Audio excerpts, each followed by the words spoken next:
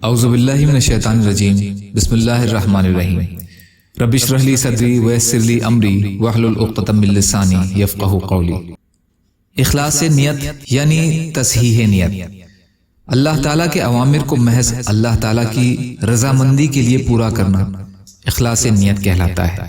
اللہ تعالیٰ کا فرمان ہے، ہاں اس نے اپنا چہرہ اللہ تعالیٰ کے سامنے جھکا دیا اور وہ مخلص بھی ہو تو ایسے شخص کو اس کا اجر اس کے رب کے پاس ملتا ہے۔ ایسے لوگوں پر نہ کوئی خوف ہوگا اور نہ وہ غمگین ہوں گے۔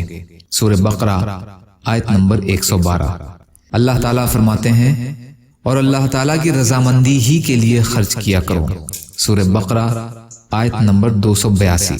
اللہ تعالیٰ کا ارشاد ہے، جو شخص دنیا میں اپنے عمل کا بدلہ چاہے گا اسے دنیا ہی میں دے دیں گے اور آخرت میں اس کے لیے حصہ نہیں ہوگا، اور جو شخص آخرت کا بدلہ چاہے گا ہم اس کو آخرت کا ثواب عطا فرمائیں گے اور دنیا میں بھی دیں گے، اور ہم بہت جلد شکر گزاروں کو بدلہ دیں گے، یعنی ان لوگوں کو بہت جلد بدلہ دیں گے جو آخرت کے ثواب کی نیت سے عمل کرتے ہیں۔